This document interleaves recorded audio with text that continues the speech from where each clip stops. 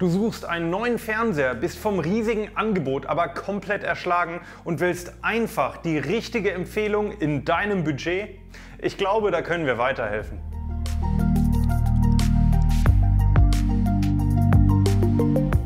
Hallo, hier ist Fitus von hifi.de. Worauf du beim Fernsehkauf achten solltest und welche TVs sich gerade auch vom Preis her lohnen, verraten wir dir in diesem Video. Da es zurzeit echt gute Angebote für 2022er Modelle gibt, werden wir diese natürlich mit berücksichtigen. Wenn du direkt unsere konkreten Empfehlungen hören willst, dann nutze am besten die Kapitelfunktion von YouTube, dann kommst du direkt dahin. Ansonsten fangen wir erstmal mit den wichtigsten Kriterien an.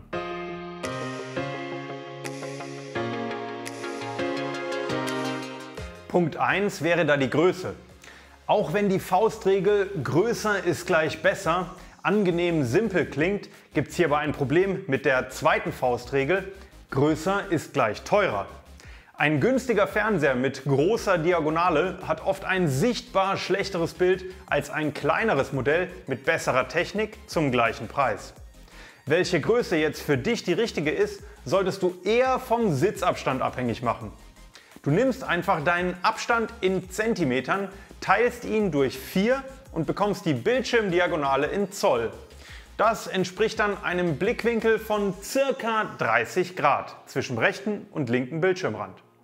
Für einen Abstand von 2,70 Meter heißt das konkret 65 Zoll, damit der Fernseher schön groß, aber auch nicht übermächtig ist. Diese Formel ist aber nur eine Orientierung. Du kannst natürlich auch eine Größe größer oder eine Größe kleiner nehmen.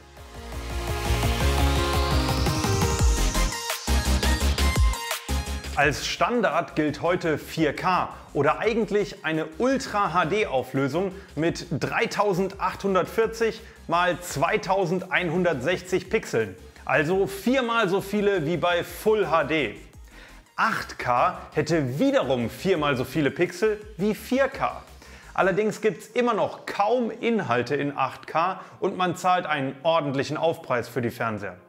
Meistens hat man mehr von einem besseren oder größeren 4K-TV. Außer du möchtest wirklich sehr nah vor einem sehr großen Bildschirm sitzen.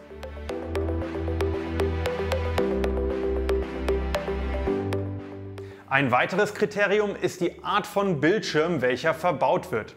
Die wichtigsten gehe ich kurz durch.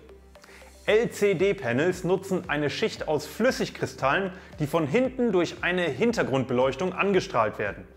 LCD ist die preisgünstigste Display-Variante und liegt in der Bildqualität meist hinter den anderen Optionen.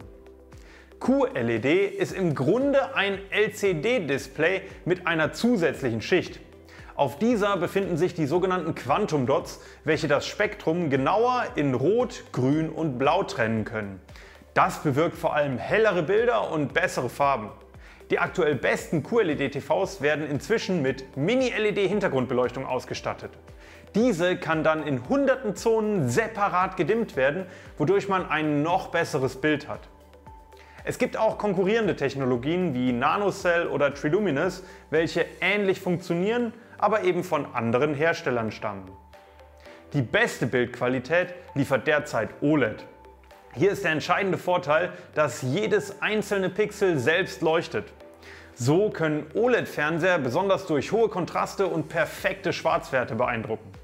In der Vergangenheit hatten OLEDs, um Burn-in zu vermeiden, oft nur eine begrenzte Helligkeit. Mittlerweile ist das aber deutlich besser geworden. Bei den besten Modellen kommen Heatsinks oder das neue Micro Lens Array zum Einsatz, damit sie noch heller werden können. QD-OLEDs wollen die Vorteile der OLEDs mit denen der Quantum Dots kombinieren. Das heißt, vor den organischen Leuchteinheiten sitzt kein WRGB-Farbfilter wie bei normalen OLEDs, sondern bei den QD-OLEDs werden blaue OLEDs eingesetzt, die mit Quantum Dots neben dem Blau auch die Farben Rot und Grün erzeugen. Diese Technik ist auf Augenhöhe mit den besten klassischen OLED-TVs. Mehr zu den Unterschieden erfahrt ihr in diesem Video.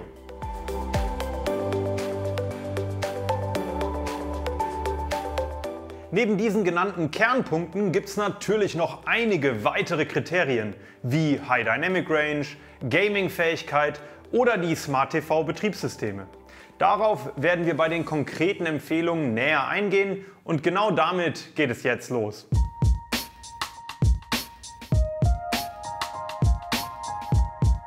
Wir beginnen mit der günstigsten Empfehlung und gehen dann in sinnvollen Schritten immer weiter nach oben.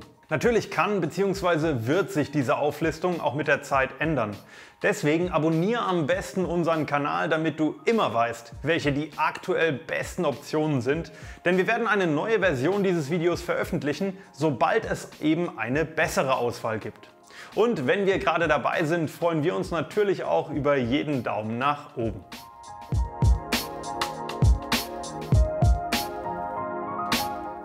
Unsere günstigste Empfehlung ist der Samsung AU7199. Es ist ein alltagstauglicher Allrounder mit einer soliden Bildqualität. Als klassischer LCD-Fernseher ohne Local Dimming sind seine High Dynamic Range Kapazitäten natürlich stark begrenzt. Und mit 60 Hz muss man auf die meisten Next-Gen Gaming Features verzichten. Aber es gibt gerade immer noch echt gute Angebote für das 2021er Modell. Es lohnt sich auch, die Angebote der anderen sehr ähnlichen Varianten zu überprüfen. Der AU7179 hat nur andere Standfüße und beim AU8079 gibt es Samsung Smart Remote mit Sprachassistenten. Teilweise ist aber auch der 2022er BU8079 günstiger und bald bestimmt auch der diesjährige CU7179.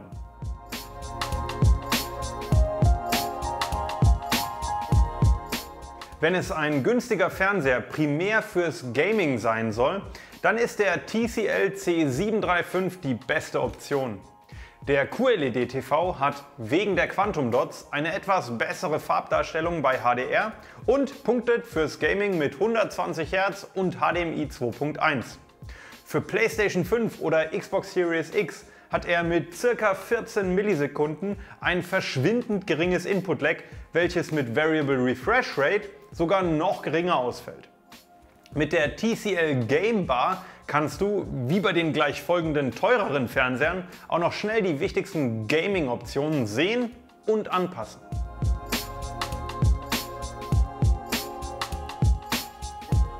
Geht's nicht in erster Linie ums Gaming, dann hat der LG OLED A2 wegen des OLED-Panels eine viel bessere Bildqualität, gerade in High Dynamic Range, mit perfektem Schwarz und immensem Kontrast. Mit einer Spitzenhelligkeit von ca. 600 Nits sind hier aber schon noch Grenzen gesetzt. Der LG-Fernseher hat eine umfangreiche Smart TV-Plattform, nur auf 120 Hz muss man beim A2 eben verzichten können.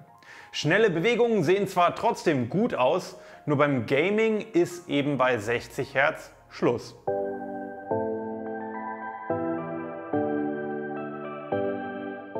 Wenn es gerade um die Gaming-Features geht, dann kommt eigentlich direkt der LG OLED C2 in Frage. Der kann dank OLED EX-Panel etwas höhere Helligkeiten erreichen und hat außerdem, da er zu den OLED Evo Modellen gehört, einen besseren Bildprozessor und 4 HDMI 2.1 Anschlüsse mit wirklich allen Gaming-Features, welche man für die neuesten Konsolen überhaupt brauchen kann.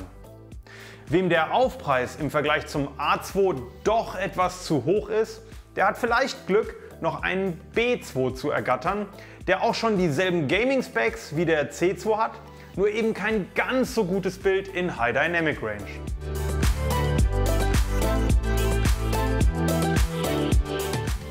Will man das ganze Zimmer in die Farben des Films oder Spiels tauchen, dann geht das am besten mit einem Philips-Fernseher mit Ambilight. Da kommt am ehesten der OLED 807 in Frage.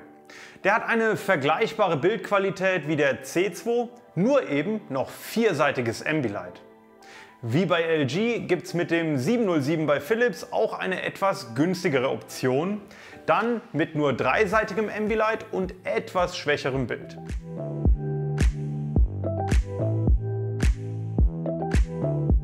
Für nur etwas mehr Geld bekommt man zumindest in 55 oder 65 Zoll auch den ersten QD OLED, nämlich den Samsung S95B. Dessen Bild kann man einfach nur als beeindruckend beschreiben. Es wirkt gerade im direkten Vergleich deutlich heller und intensiver als das des C2, hat aber trotzdem weiterhin die bekannten OLED-Vorteile. Die größten Nachteile wären das untypische Pixel-Layout, was bei der PC-Nutzung Farbränder an Kanten verursachen kann, und der Fakt, dass der S95B HDR-Inhalte im Spielemodus heller und bläulicher darstellt, als diese eigentlich sein sollen.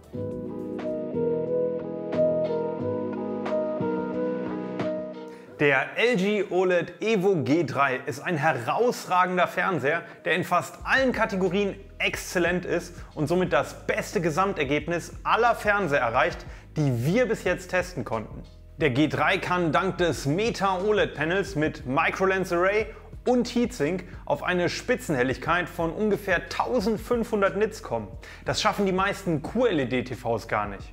Da er im Filmmaker-Modus schon ab Werk äußerst korrekte Farben hat, kann er die meisten Filme in High Dynamic Range genau so darstellen, wie es von den Filmemachern gedacht ist. Außerdem haben wir auf dem G3 die wenigsten Spiegelungen überhaupt messen können.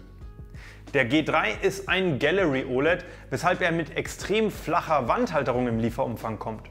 Ein Standfuß ist allerdings nicht dabei und die integrierten Lautsprecher lassen schon etwas zu wünschen übrig, gerade im Vergleich zum Bild. Aber zu so einem Fernseher gehört auch eine externe Lösung für den Sound.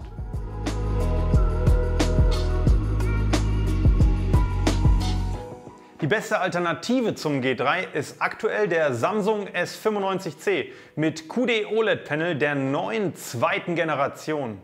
Der kommt zwar bei Highlights in High Dynamic Range nicht ganz auf dieselbe Spitzenhelligkeit, kann dafür aber intensive Farben noch leuchtender darstellen.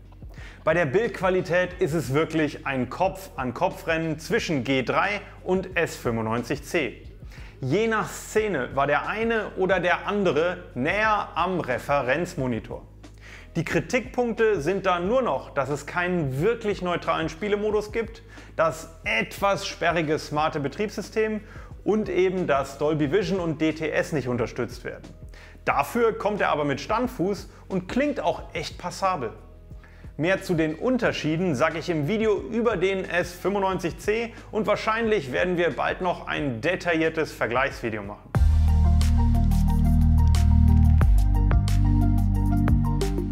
Bestimmt fragt sich der eine oder andere, was mit Sony oder Panasonic ist. Von denen kam jetzt gar kein Fernseher in diesem Video vor. Das werde ich natürlich kurz erklären. Sony und Panasonic spielen beide eher im High-End-Bereich eine Rolle.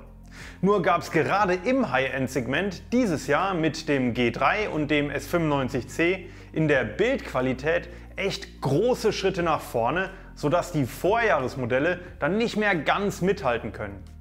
Panasonic hat bereits im Januar auf der CES angekündigt, beim Flaggschiff MZW 2004 auch ein OLED-Panel mit Micro-Lens Array zu verwenden, wie LG beim G3. Dazu kommen sogar gleich 2 Heatsinks, ein tolles verbautes Soundsystem und Panasonics renommierte Bildverarbeitung. Genauso hat Sony einen Premium-Fernseher mit dem gleichen QD-OLED-Panel wie im S95C vorgestellt. Der A95L hat dann auch DTS und Dolby Vision und mit Acoustic Surface Audio Plus kommt der Ton auch wirklich direkt aus der Bildmitte. Nur sind diese beiden Fernseher eben noch nicht auf dem Markt. Es wird vermutlich sogar noch eine Weile dauern, weil es noch keine konkreten Termine für den Verkaufsstart gibt. Bis jetzt ist nur vom dritten Quartal 2023 die Rede. Dasselbe gilt übrigens auch für den Philips OLED Plus 908 mit Micro-Lens Array. Wir werden den A95L von Sony und den Panasonic MZW 2004 wie auch noch viele weitere neue Fernseher selbstverständlich testen, sobald wir können und dann im Herbst auch eine neue Version dieses Videos machen. Ich hoffe, wir konnten dir mit diesem Video einen guten Überblick über die besten Optionen in den verschiedenen Preisklassen geben. Ich weiß, das ging jetzt sehr schnell und in so kurzer Zeit wird man diesen Fernsehern eigentlich nicht gerecht. Wir haben aber quasi über alle Fernseher ein Video hier auf YouTube veröffentlicht, wenn du mehr über einen einzelnen TV erfahren möchtest. Die ausführlichen Testberichte zu allen Fernsehern und die besten aktuellen Angebote findest du auf hifi.de. Wir haben sie aber auch alle in der Videobeschreibung verlinkt. Hast du jetzt oder schon vorher den richtigen Fernseher gefunden? Oder wartest du darauf, dass ein bestimmtes Modell noch günstiger wird oder überhaupt erst auf den Markt kommt? Und wenn ja, welches? Sag es uns gerne unten in den Kommentaren. Dort könnt ihr selbstverständlich auch noch weitere Fragen stellen. Wir sind gespannt und werden natürlich stets versuchen, euch so gut wie möglich zu beraten. In diesem Sinne, bis zum nächsten Livestream oder Video. Macht's gut. Ciao.